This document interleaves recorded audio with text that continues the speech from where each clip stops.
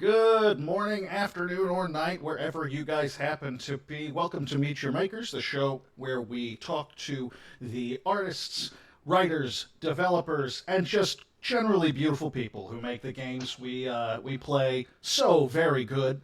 And once again, I'm welcoming to the show the wonderful, the talented, the very, very heartthrobby Eddy Webb. Welcome to the show, sir. It's good to be back. Yeah, it seems like you can't keep me away. No, I keep no, coming on. it's a good thing. It's a good thing. I like that.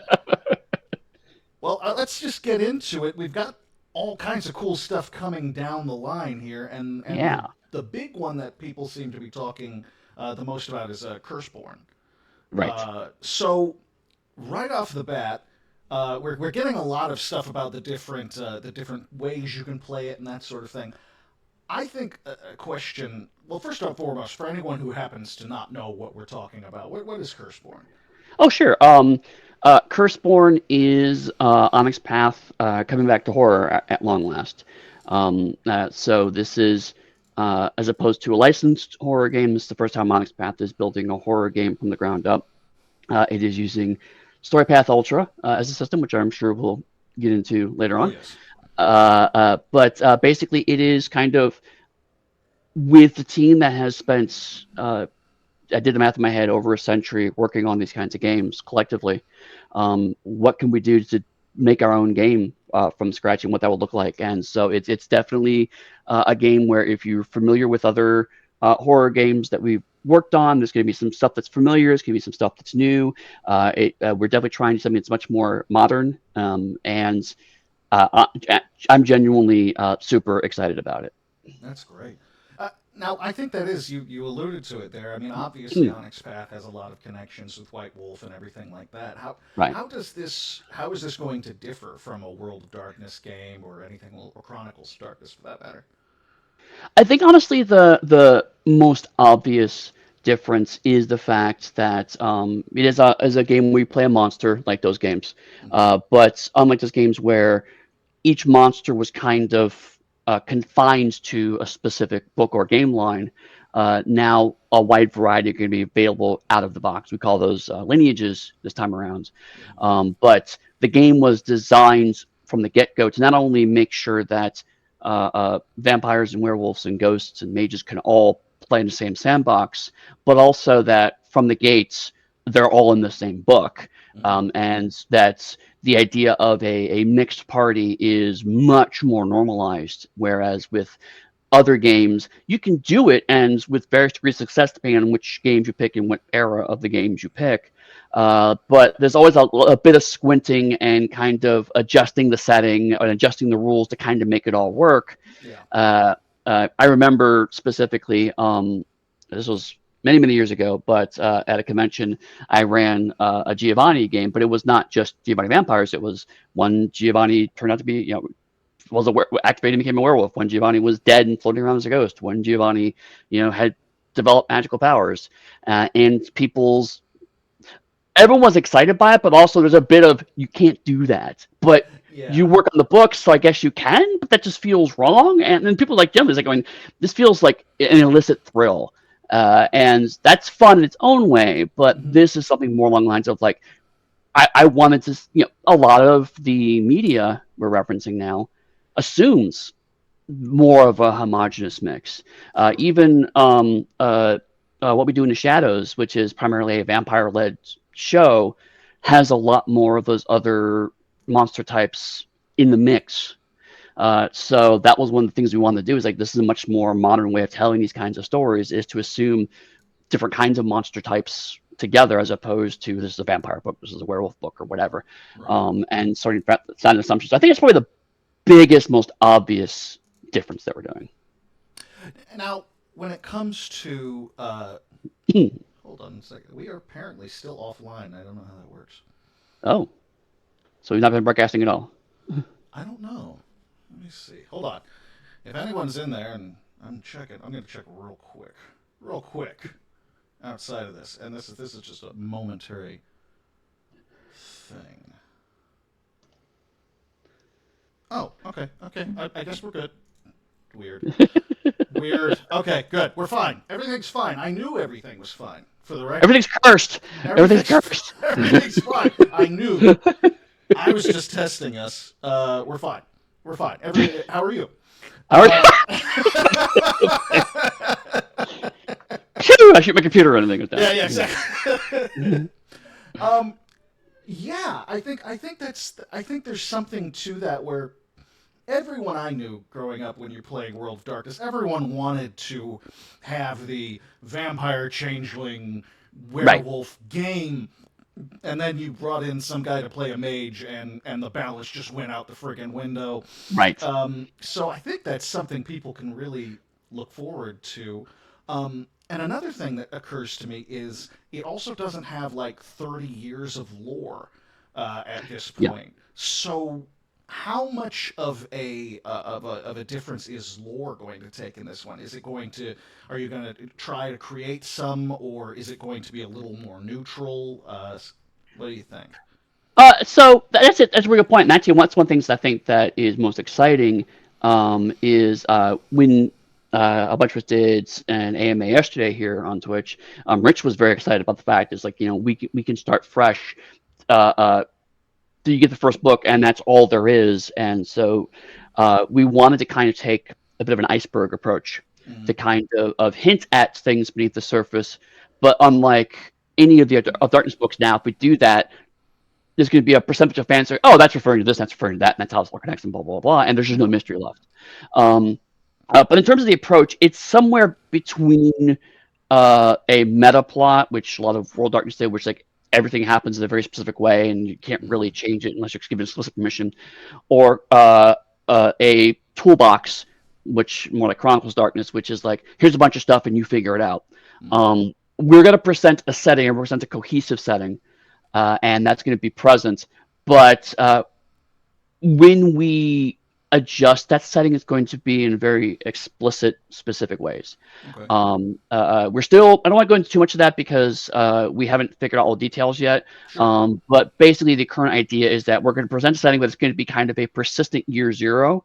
So the setting, like you're not going to have like heads of families changing over time in our books necessarily, but we may do something where like, okay, this is now 10 years after that default setting. Mm-hmm. And so 10 years later, here's how the dynamics of things have changed and how things have gone. So you get opt into it. The analogy I gave, we talked internally, is how the BattleTech eras have evolved over time, Mm-hmm. where like originally it was more of a meta plot where everything kind of progressed certain speed, but now BattleTech, okay, you set this adventure during the initial era, you set it before the Exodus, or when the clans arrived, or when the clan civil war, and there's very specific concrete times, and they bounce around between those. Mm-hmm. So I think it's something that ideologically we're probably looking at possibly doing something more along that line. Mm-hmm. So that way we have a timeline that we are going to present, but make it very clear you can choose which parts of the timeline you want to use. Right. But otherwise, the default setting is not really going to iterate forward. And we're also trying to write it in a way that feels modern but doesn't get dated quickly. Right. So, for example, we do have a couple of brand names in there, but they're pretty sparse. So, like, we don't refer to Twitter or Facebook, we refer to social media. Right. So that way, when you pick up this game in 5 years from now, when God's willing, Twitter's dead and gone. Oh, wouldn't that be nice? Yeah, we can no longer have to worry about referencing that. Yeah. But also, theoretically, then you could take the same setting, and if you wanted to, wind it back 20 years, and maybe there's references to MySpace, Mm-hmm. Mm-hmm. and not much changes. That's kind of the goal, is that it's again, so I'm between those poles of like it's timeless enough that you can make some adjustments and not really have to change anything, Mm-hmm. but it is solid enough that you don't have to go, okay, how do my vampires work? How do my werewolves work? How do they connect? It's like, no, you out of the gate, you have families and they work a certain way and they connect a certain way, and that's all there. So you can just dig into that more. But we give you more clear permission of like, if you want to adjust things, here's those areas where it's very easy to do that. That's great. So, as a sandbox and that sort of thing, this is a specifically modern game. It can't be applied to. I only ask as this has nothing to do with the fact that I'm a fan of Vampire: The Dark Ages. It wouldn't go back 500 years, and not at this point anyway. This is meant to be a modern game. Right, yeah.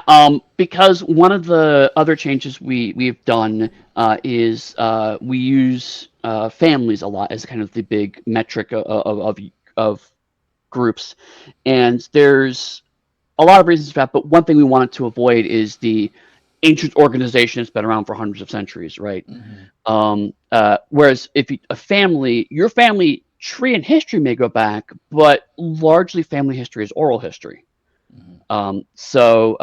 Example I've given a couple times now is that when I grew up, my grandma told me that my family were Irish. And then much later in my life, I actually went into a genealogy website and tracked it back. And it's like, that's technically true, but it's like 6 generations back. Right. You know? So like maybe even before the diaspora. It's like technically, but that's not thing. But that doesn't change how my family views itself. Mm-hmm. Culturally, we still celebrate St. Patrick's Day. We're still very proud of that heritage, even though technically it's not true. And so we want to have things like my family, 150 years ago, our family founder sold his soul to a demon, and so we're all doing examination of that. Did he actually sell his soul to a demon? Was actually a demon? That may be up for debate, but it doesn't change the fact that the family acts as if they are the inheritors of a demonic pact. Right.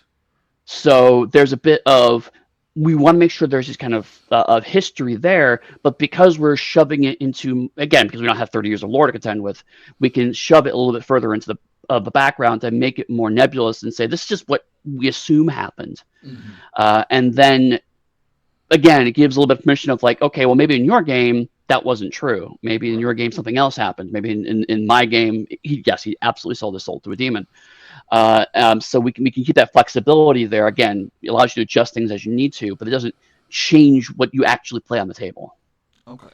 Now, on a personal note, what are you looking forward to jumping in and playing the most on that? Are you thinking you're going to go Ghost right off the bat? I know, but I gotta ask it. It's required by law, Eddie. I know it's true. Yeah. What's your favorite clan? Shmeezy. Obviously.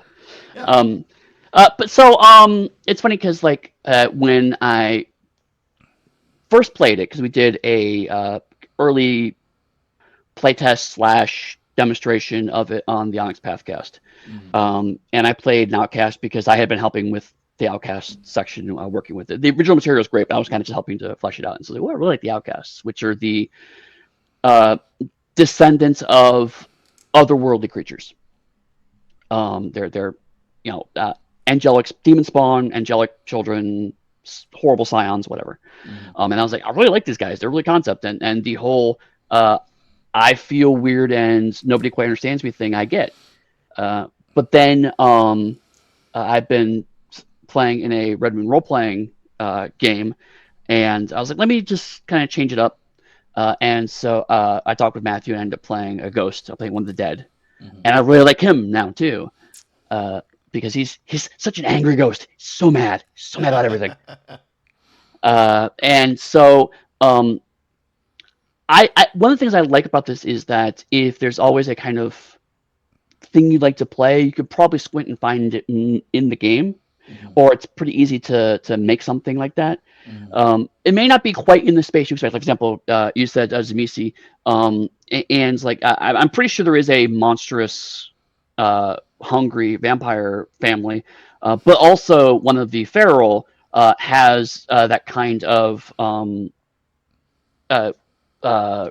we are more than human, and we're trying to experiment ourselves to get something out of it.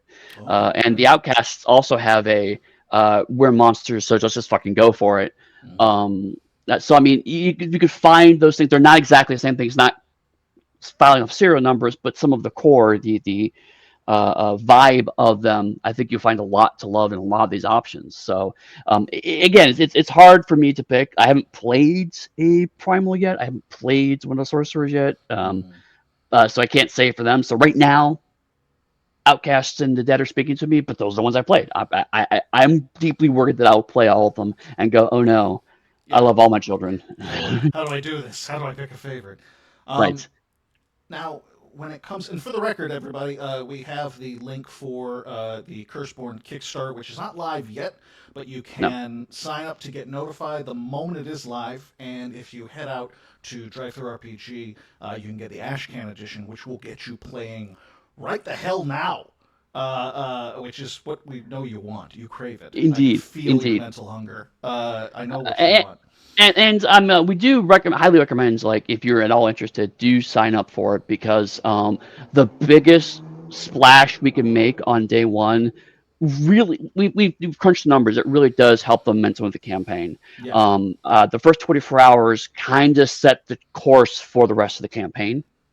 And so we're trying very, very hard to get as many people as possible. Like right now, I think close to 1,000 people have signed up, which is great. Yeah. But every little bit helps. I mean, we would love to get one of those funded in 15-minute things, or get on. Yeah, because the other thing is also, if it moves really fast, that's something a Kickstarter picks up and then promotes. And other people pick up and promote because they see something moving very fast. People get excited about it and they spread it more. So there's a marketing component to it too. So absolutely, if you're at all interested, sign up for that. Notify me on launch thing. Curseborn.com can get you there too. It's easy to remember. Now, when you take all of these different kinds of supernatural creatures Mhm. and protagonists, how do they unify in a theme for this? Because I feel like that's what something Onyx Path has been doing really well lately, is having this theme to them. So how do you square that with so many different creatures?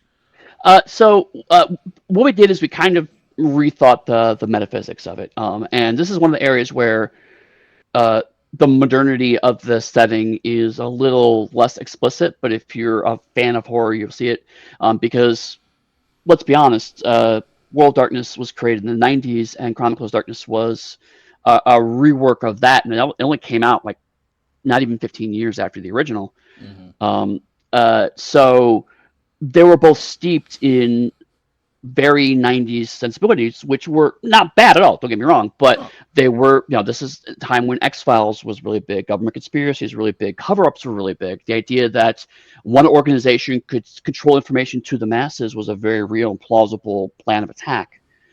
And over the years, we and other companies have found ways to adjust those games to get them further away, but they still, under core, involve evil, scary monsters are telling the world how it works. Mm-hmm. And when each group has their own scary monsters telling how the world works, it gets a bit muddled. So what we did is we would say much more modern, which is no, the world just sucks. That's Mm-hmm. where the curse part comes in. The world's cursed. Everything is curses. You get up in the morning, you stub your toe. That's because of a curse. You get out in your car, headlights out. That's because you're cursed. You slide on the icy road and end up in a ditch and die. That's because of a curse. Uh, and so the accursed are people who have, you're born cursed. You're just born and your life sucks.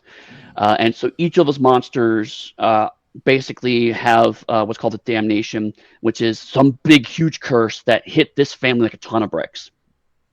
And families have to be biological. It can be a found family or whatnot, but regardless, the head of the family, the um, spiritual or effective head, is the one who gets hit with damnation, and that trickles down to everybody else who identifies as a member of this family. Mm-hmm. And it's from birth or from the moment you join the family, you just get hit with this and you're stuck with it. So you have the ability to manipulate and nudge the curse on some level, but ultimately, all of your abilities stem from that. So, again, to kind of go back, the outcasts, basically, your damnation stems from someone who's from a different dimension, and they hate you. Mm-hmm. And if you ever come back to their house, they will kill you. So all of your filtered down curse comes from you don't belong here. Mm-hmm. And how does that manifest physically, emotionally, and spiritually? The hungry, the vampires, same thing, except for you are always hungry all of the time. Mm-hmm. So yes, you drink blood, but you may also drink souls. You may also eat flesh. You may also eat emotions. But something can never fill that void. The dead, you linger around because there's just one emotion that continues to just stick with you that you can never quite get rid of. And so it might be anger, it might be loss, it might be regrets, whatever. The primal, they have something much more primal about them. That curse about them is not a human curse. It is something else that's much more ancient and terrifying. And that is what shapes you. And so that's why you have monstrous features, but also it can go like more of a Jekyll and Hyde style thing of the duality of human spirit. It doesn't have to be animalistic, but it does primal. And sorcerers, basically, someone in your family fucked around and found out. You made a deal, and you're on the losing end of that deal, and now you have inherited somebody else's debt. So yeah, you can use magic, and that's great, but the bills always due, and you're always a bit behind payments every time. So it's not a game of power fantasy, is what you're saying. No, no. Um, I was just playing in a game recently. I don't want to spoil too much, but I very badly hurt NPCs to get me some extra dice on a roll. So it's that kind of game. Okay. You know? Making tough decisions and trying to live with it, basically. Right. Okay. Right.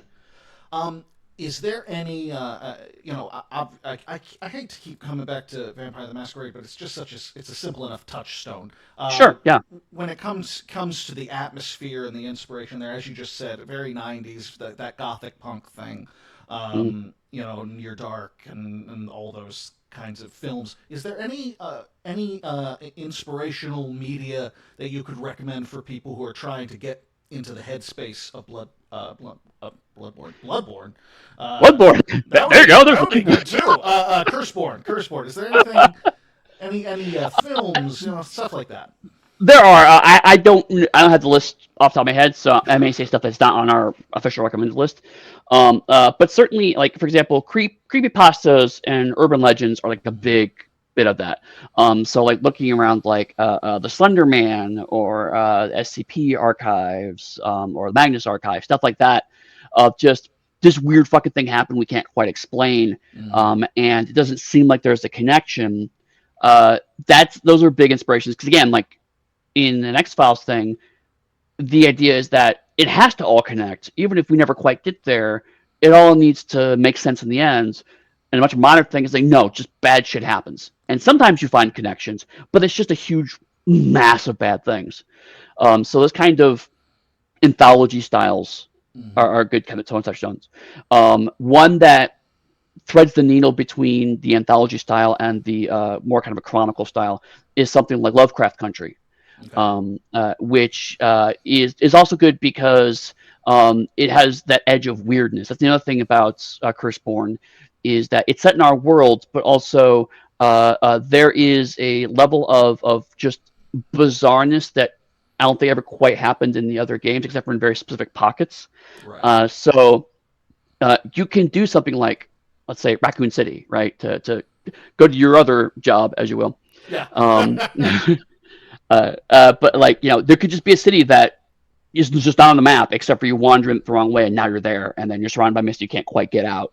The door that only appears at certain hours of the day or certain days of the week, or even just more deeply weird, like you fall down a rabbit hole, perhaps even literally, and you just find yourself in some other very strange thing. And then how that impacts, because like the outside is what we call collectively anything that's not our dimension, our world.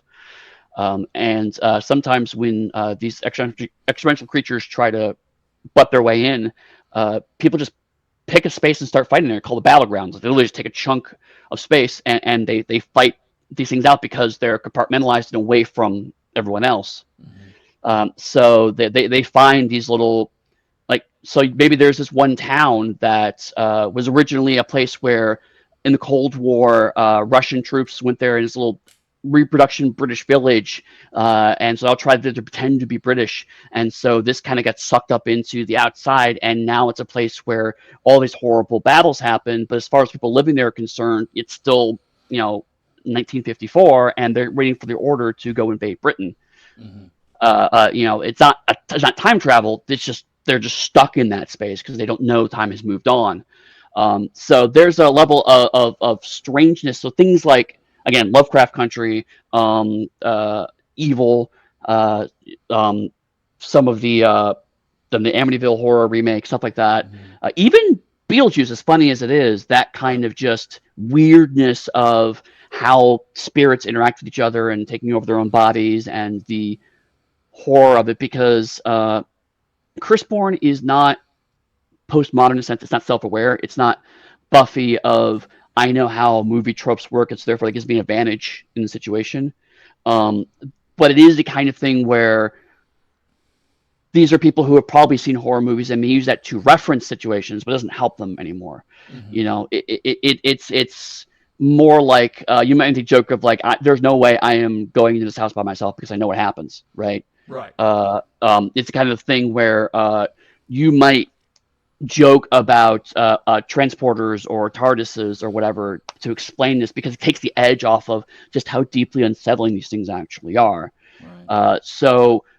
There is, it's not as pop culture where it's like, say, Scion. The Scion's a bit more kind of pop culture in that regard, so it's not quite there. But these are characters who would do that. So yeah, I mean, those are some touchstones to kind of get into that vibe. Great.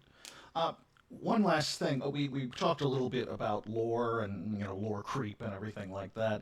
Uh, Right. because we've seen so many games that are, I don't know how far in advance you can talk about it, or even if you guys have, or if you guys have talked about it in the design room. But when it comes to building up the lore of this particular game, is that something you want to try, or are you trying to keep it a little more loose and neutral, and or are you also, you're doing lore and just reminding people it's your game, you can play it how you want to play it?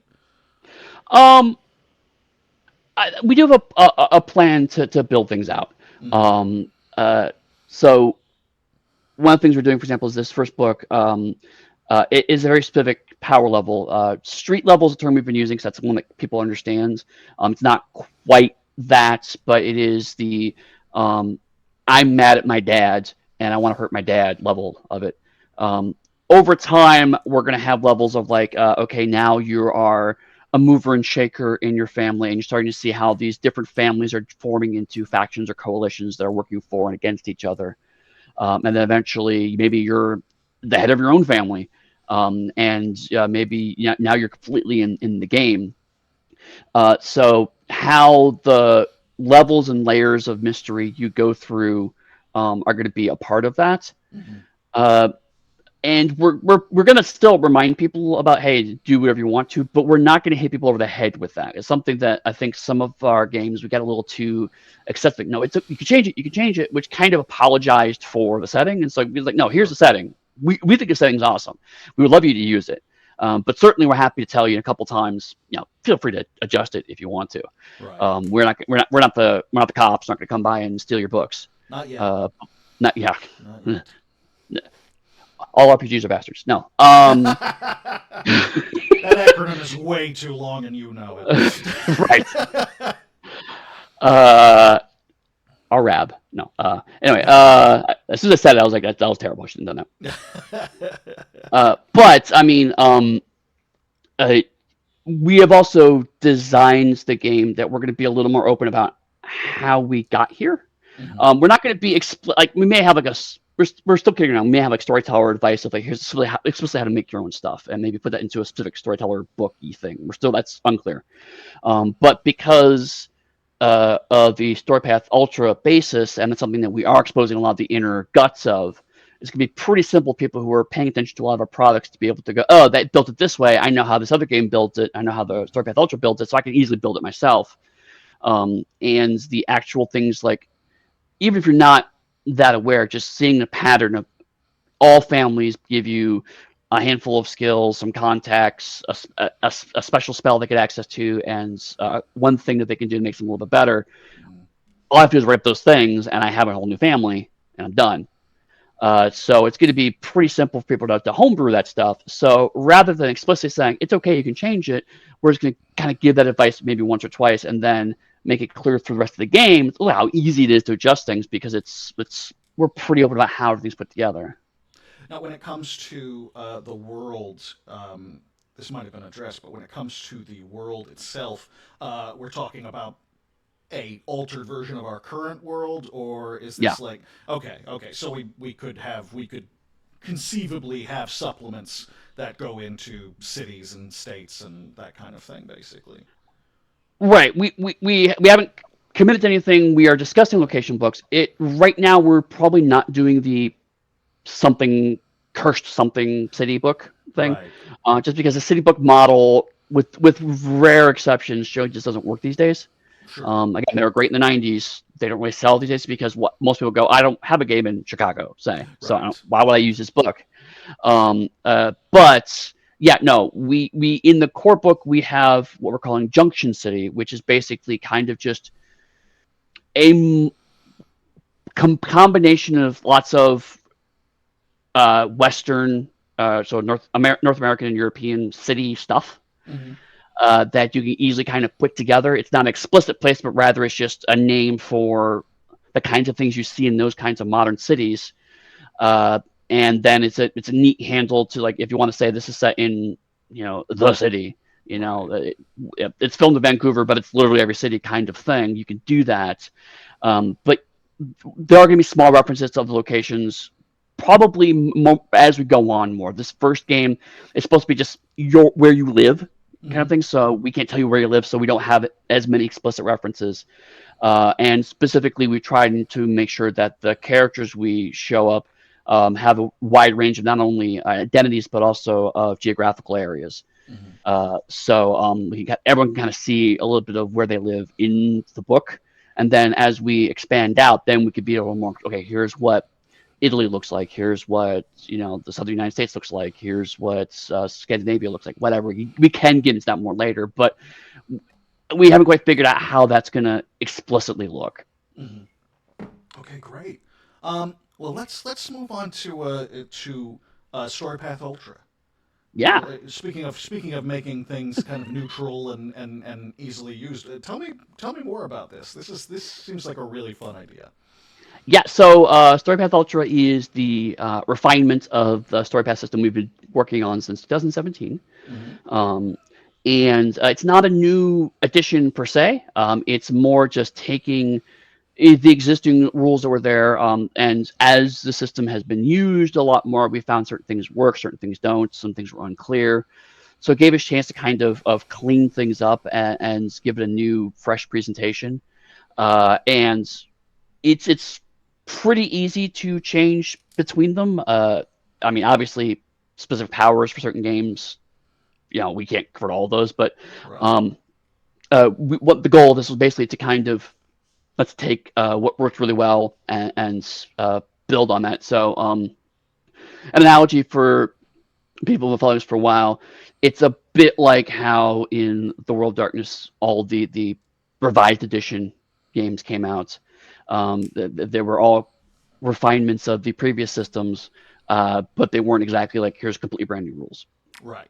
Right. And part of that also was one of the things we noticed was that we had a core system, but each game was kind of taking that and twisting and adjusting it slightly to make that game the best, which initially we thought was fine, but over several games, we started to notice that they weren't quite lining up with each other anymore. And we realized we wanted people who become fans of the system Mm-hmm. to be able to know exactly kind of what's going to be consistent each time and what's going to be different each time. So we started off as just an internal system design document, and we started building our Storypath Ultra games based off of that. And we realized there would be a lot of value of making it into a core manual that everyone could get access to. And so when I had Matthew started working on The World Below, Danielle worked on At the Gates, both of them, and later on me started working on Curseborn. Those are all Ultra games. And so I said, let me start taking all of your decisions and synthesizing them into one kind of core document. And that built out into the core manual. So which is crowdfunding right now. So get it while And you can. we've got the link in the chat. Please check it out. I think there how many? There's like 5 days left, or am I Yeah, underestimating? next Thursday I think is what wraps up. Yeah. So get in there. This is going to be cool. Right. And I mean, just a quick digression, but we've already got like 1,000 backers on it. It's actually Mm-hmm. surprisingly doing really well. And so, I mean, like, it's not because one of the things that we're doing with this is not just here's a bunch of rules, go nuts. Right. How I structured it, where I was going to going, is we have the core rules, and the core rules are the rules that don't really change. Mm-hmm. Skills, your attributes, your dice rolling, the how you dice roll, how you apply status effects to people, how you make a character to core level, all of that is pretty consistent across games. So that's one split chapter that's marked off. These are the core rules of the game.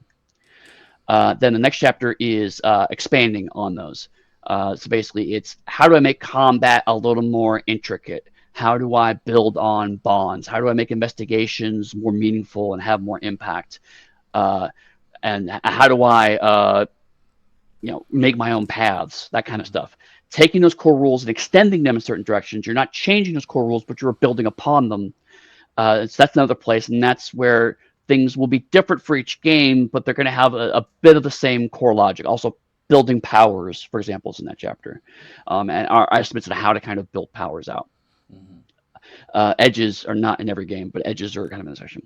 And then we have the third one is called what I call building blocks, which are basically entire subsystems that can be dropped into games or pulled out of games. Mm-hmm. So here's your crafting rules. Here's your large scale combat rules for big, huge war conflict.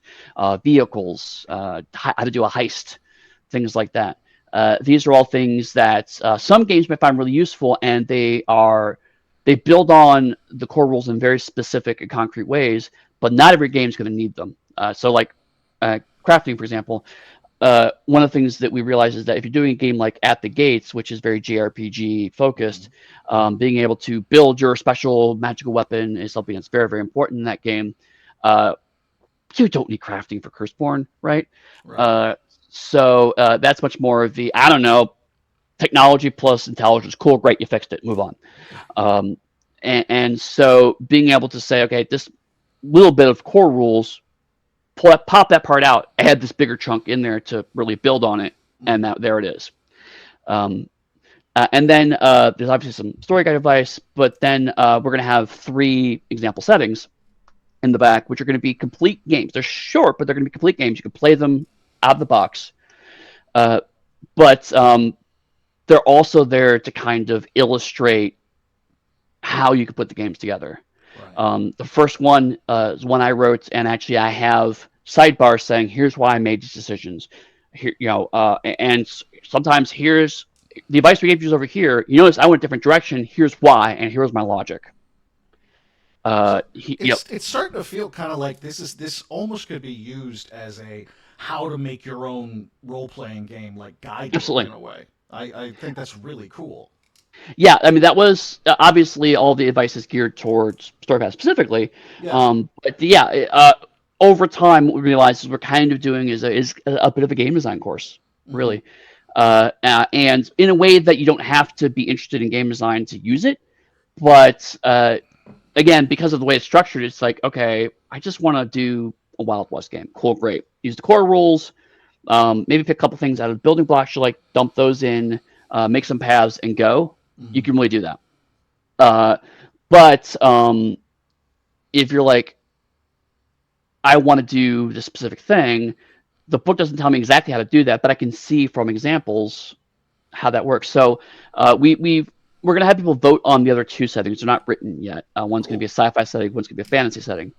But my eventual goal, and I've been very minimal about what those settings will contain when people are voting on them, because my ultimate goal is once I have those briefs, I need to sit down and go, okay, what other elements of StoryPath adjustments have we not covered yet? Mm-hmm. And then go to the writers and say, okay, the sci-fi setting needs to address these 4 things. The fantasy setting needs to address these 5 things, or whatever, and make sure that they appear somehow along with the brief, that they all kind of work together as a roughly, small but complete setting. Mm-hmm. And those will probably not have explanatory sidebars, but it'd be a case of the first one shows you how I broke it down. The other two are just illustrative examples. Right. And so it's a case of you can look at that. Okay, I want to do a sci-fi game. Look at the sci-fi thing. Okay, they made these decisions. I don't want to do exactly that, but between the reading of the advice I have and the example I have here, I can kind of figure out where I want to go, which I think is more than a lot of games give you, because a lot of other games is just like either do it the way we're doing it or you're on your own. Yeah. This is more, here's how we tend to do it, and here's our logic. But let's be clear, these parts over here, if you adjust them, bad things happen. All this other stuff, if you adjust them, you're probably fine. How much of this would you just mentioned, for example, crafting, that sort of thing. No. Do you think that if a person, and I know this is a personal thing, but like, do you think that if a storyteller takes the crafting from this and does add it to Bloodborne or something like that, that they might be missing the point, or is that No. exactly I mean, the score? but that's actually part of the thing. Like, if say you're running a Curseborn game where it's okay, we all want to play characters who are finding and rebuilding mystical artifacts. Okay. Yeah. And so, okay, well, that's not a typical game, but you absolutely, we're all a family of magic item hunters and constructors. Then yeah, let me go into the core manual, take out the crafting system, make a couple of minor adjustments, and drop that in, and we can try that, see how it works. Similarly, I could see something like At the Gates, where again it's very JRPG. You're a group of heroes going off and doing things, but you may end up getting a full scale war, and so you may have to pull the large scale rules out of core manual and drop those in and say, cool, now we're going to do this big kind of Helm's Deep style fight. Yeah. And here's how we can manage that, because I already have a system here we can do. So yeah, the further you get away from the core rules, the more you're going to have to eyeball it. But again, we try to give advice on how to eyeball it. One thing that's been interesting as I talk to people about this is I don't think a lot of people realize just how much of game design is, that looks good. Sure. Yeah. If your core assumptions are fine, the further you get from the core assumptions, the more it doesn't matter that much how it is. Basically, you do what feels good within certain parameters, and then adjust a number here and there as you play. And that's kind of how it's supposed to work. So I try to be very clear in saying, there's a science part of this and the art part of this. And as you get into the art part, you may just have to be like, I gave this thing, the book says this power has 2 dots, but honestly, it feels like it should be 3. Make it 3. Sure. And see how it plays at the table. Or if your player's like, I really feel like this 3 dot thing you made should be 2, and here's the argument, then just drop a dot off. It doesn't break anything to do that. So it is extremely flexible by design, but yeah, as much as possible, I tried to walk through and say, here's why we actually did this way, and it's actually been helpful. For example, the power section, Danielle wrote the core of that for me, and I kind of took it and expanded and fleshed it out a bit. And then she went back as a lark and went back and checked all of her At the Gate spells, which were not done under the system. They were just kind of, vibes. And there was like one spell she had to change, and that was it, because she had so internalized this, but none of us had written it down anywhere. And that was the biggest challenge of making this book. It was like all these things that we had just, after working with the system so long, we knew how it worked, but no one actually wrote it down in words that people could read. And so consistently we're going through stuff like, here's why we don't have, let's say, species as paths. We don't have you're an elf. There's lots of reasons why that's bad. And we get a lot of people going, well, why? And it's like, and then so, okay, let me explain it. And as you walk through, and think about it, also go, what you actually want, here are a few options. There's a few different ways you can go something that's very close to what you want. But by saying, I am an elf, and so therefore I am always going to have certain attributes on my character sheet because of how I was born, raises some deeply problematic problems. Sure. But you can take a few different directions to either make spread your species across a couple of paths so that we have more flexibility. They blend together, or reframe it as a culture that you grew up in. So like people tend to learn in certain ways by the culture they grew up in. So there's a lot of different ways you can kind of approach that. And again, it was something that we had kind of just internalized, but realized that we never actually explained this to another human being. We would just Right. redline it and say, hey, no, go this way versus that way. So it was very helpful for us to kind of actually say, this is the best way to use the system. And also helped us to understand, okay, there are some parts of it that we had to make some decisions. Okay, going forward, this stuff can't change. This stuff can change. And let's be firmer with ourselves. And so, it's funny, from that, we're now building Trinity Kingdom Steam Wars based off of the core manual, a slightly earlier version of the core manual. And the writers have been like, oh, this is really great because now I know exactly how I'm supposed to make this stuff. I kind of just knew because I read a lot of the books, but now I actually have somebody telling me this is how you make it, and it makes things so much easier for me. So even our writers are getting benefits out of this. Uh, how big of a book are we talking about here, like compared to your average core rule book? It's a bit smaller than one of our typical core rule books. So is going to be about 130, 120,000 words, and something like The World Below is closer to the 150, 160 range. So it's going to be maybe something like a little bit bigger than say Scion Origin. Mm-hmm. In terms of page count. And really, a large chunk of those are going to be the settings in the back. Right, right. I mean, it's we try to make it a right balance of approachable, but give you enough bang for your buck, which is an interesting equation just in production standpoint. Sure. Because if we just gave you the rules and the advice, it would be an extremely slim book. But then it becomes there's nothing in this thing. Why am I even going to buy this, right? But the flip side is if it's too big, then it becomes, oh my god, this 800-page book. This system is hugely dense. And so by being clear, it's like saying, easily 75% of this is just going to be some example stuff, and the other 25% is the rules. But you basically are buying 3 complete games, Right. And I mean, and a that tool helps to make it your own with, games. and that helps it from being too dry and that sort of thing. Right. No matter what you do, if you're writing about just rules, there's always the danger that it's going to get a little dry. Yeah, and with the settings, we also tried to be a little more flavorful, experimental. So, like the first setting I wrote is called "Pinfall from Grace, Body Slams from Hell," and it is basically what would happen if, in the year 2000, not only did Y2K happen, but also the biblical apocalypse. Okay. And that angels and demons agreed to a consistent rule of conduct to fight their war against heaven with, and they chose the rules of professional wrestling. I love this so much. I wanna figure out how I can back it twice. I love that so damn much. That's so good. Right.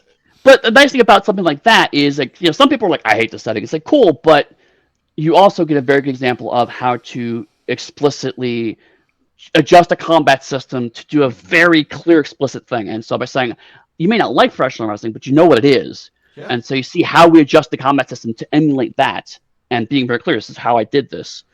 And some people are like, well, why wasn't it like Street Fighter or whatnot? It's like, you could do it, a Street Fighter game, extremely simply by just changing some flavor. Right? You don't even change the rules, really. Um, so by doing something that experimental, something that would never be a full game on its own, but it helps the example to pop more. Yeah. Because either you're totally into that, and that's great, but you still want to kind of see how the sausage is made, or you're completely not into that, and you're just looking at it as an example. But then, as opposed to something like, oh, it's vaguely supernatural modern day, it's vaguely fantasy, it's vaguely sci-fi, then it just becomes kind of a generic kind of blah of the setting, and so therefore it just becomes nothing but example.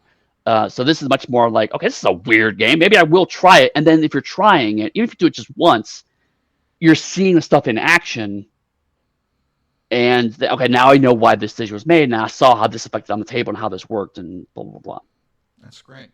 Um, we're almost out of time, and I do not want to miss this next one. Yes. Pugmire Threats and Curs. Yes. First and foremost, I already told you this, but holy shit, do I love the art in this thing? There's an old Grognard looking at that and being like, "Oh, you're taking me back." What?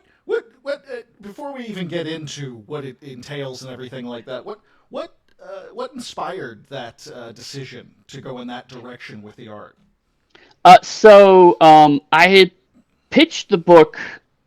Let me step back. When I pitched the new edition for Pugmire, Rich actually invited me to pitch all the books I wanted to do for the game line at once. He said, "I may not get to them all, but," he gave me a number, and I was like, "Well, I'll pitch you that number of books," as opposed to the original edition where it's like we did one book at a time. So, do this book, see how it does. But Rich like, "I have enough confidence in the game line.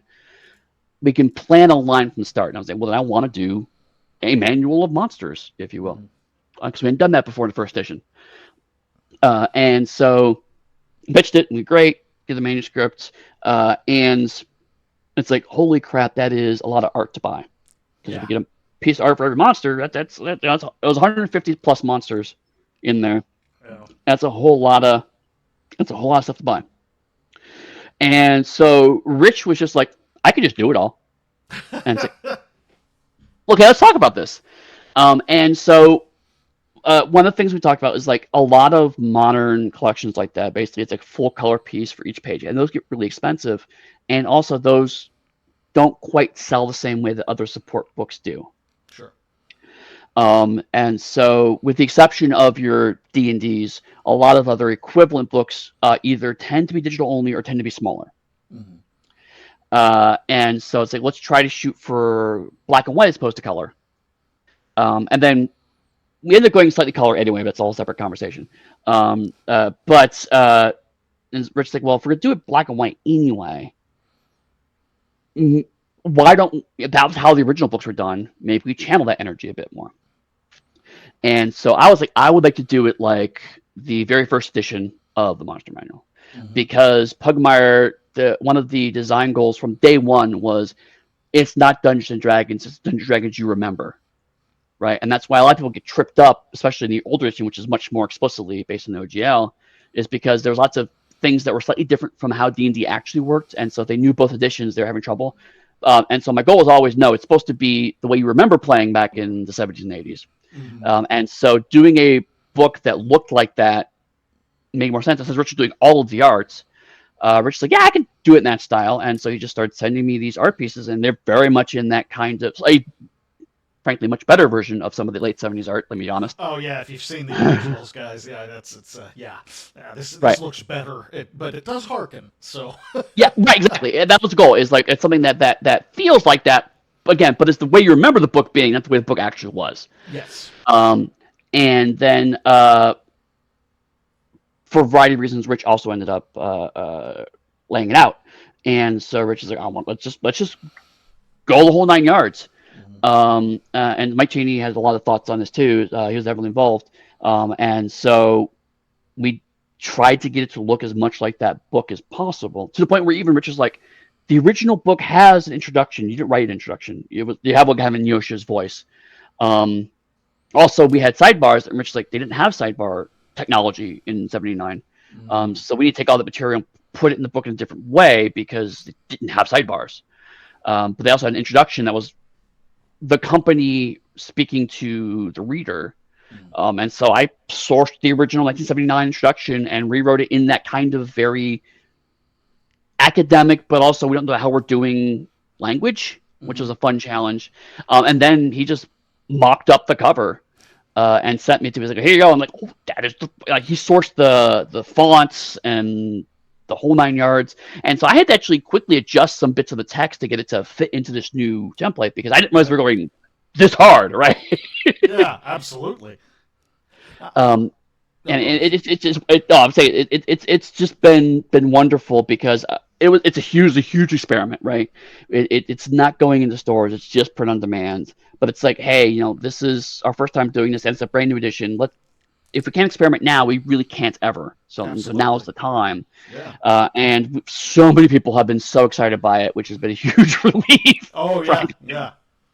I bet. Now, is this based on that kind of reaction? This might not even be something you've thought about yet, but based on that kind of reaction, is this something that we might see more in Pugmire games in the future, and Pugmire supplements? I mean, I think it's right now. It's probably a one-off. Because like Curious Cats and Mal, which is the other one that we've done, that needs to do some very different things. It needs to be basically, let's take what was a core rule book, turn it into a supplement for a different core rule book, and then expand on that. So that needs to kind of straddle a different pole. Mm-hmm. And because that's based off of existing material, we have to kind of get that vibe. So people who remember the original game, much like I remember the original Monster Manual, found this for people who remember and loved Monarchies of Mao, have to have that same reaction to that book. So that's got to happen in a very specific visual way. Yeah. Um, but I mean, that doesn't mean that like it won't ever happen again. I think if we did it again, I'd probably shoot for either different eras or even different game lines, right? Like Right. I could see a book that's a bit more, say, old school Warhammer Fantasy Mm-hmm. in look and feel, as opposed to D&D, because there is also a bit of that old school British design that's been slowly creeping into the game line over time. Also via Redwall too. So I mean, the dumb fact. The guy who illustrated the original Redwall books also did a lot of work in both British game books and also British RPGs. So there's kind of a weird cohesive look between these children's books and super bloody British gaming. That makes a lot of sense when you think about it. Yeah, Right. that's fantastic. Uh, I love it. I love that. So, anything else? By the way, for the record, we've got the link for Drive Through RPG for the advanced PDF of this. So this is not Yep. the final draft as it stands. This is Right. But well, actually, we got zero errata. Oh wow. So Okay. the text is going to be identical. Mm-hmm. You'll just get, and page numbers are already there. So I mean, there may be a couple art pieces that will pop into the final version. But it's advanced PDF, but very minor things are going to change. That's Things you great. probably won't even notice. So yeah. Oh, that's great. So right out the gate, we're starting strong on that. I love it. Yeah, very happy how it turned out. That's fantastic. Well, we've got the link there, guys. Check it out. If you guys haven't seen what we're talking about with this art style and everything, just do yourself a favor and check it out. It looks like a lot of fun, even if you're not necessarily a Pugmire player. To just Mhm. kind of sit back and look at these creatures and that sort of thing. I've heard of a lot of authors, like China Miéville comes to mind, who just collects monster manuals Yeah. and gets inspiration from it. And this feels like very much that. I think that's fantastic. Well, Eddie, thank you so much for being on the show once again. It's always a pleasure to have you on.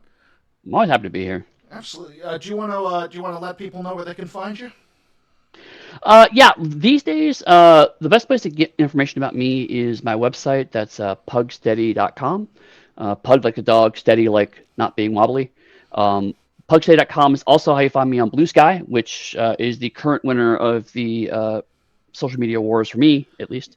Say, Um, so that's kind of where I live right now on that front. But also the Onyx Path Discord is probably the best place. I tend to hang out there a fair bit, particularly in the Storypath Ultra and Realms of Pugmire channels. But also I tend to, but I mean, I also like hanging out in off topic and talking about. Right now we're talking about Transformers, mm-hmm. because of course. But Of other course. people besides me are talking about Transformers, which is deeply exciting. So not It's just me always a going, good and this thing sign. is cool. Yeah, Yeah, yeah. other people are like, I didn't because start this, damn it, but I can finish it. right, because like a week or two ago was the 40th anniversary of the airing of the very first episode of the cartoon. So Mm-hmm. now people are like, "Oh God, the 40th anniversary and all this stuff." So yeah, it's exciting. That's fantastic. Well, my name is Phil Keeling. I am the host of Pixel Lit Podcast. Check us out anywhere podcasts are manufactured and sold. It's a As great a podcast. Oh, thank you very much. And I love, and you might find Eddy Webb in our Discord, which is Yeah, always delightful. Check us out. We are the best podcast that talks about video game novelizations because we're the only podcast that talks about video game novelizations. I keep saying that, and I feel like I'm tempting fate by doing that. right. At some point, someone's gonna make one, and you're gonna be screwed. Some punk ass 21-year-olds are going to come in and try to steal our thunder. Sonic novels. Yeah, exactly. No! Be sure to come in and check out the next episode. We do these every other Saturday. Next episode, I believe. Next episode, Matthew we're Dawkins. going to be talking to Matthew Dawkins. So please come in and check it out. In the meantime, we'll see you later. Take care. Bye bye. Bye.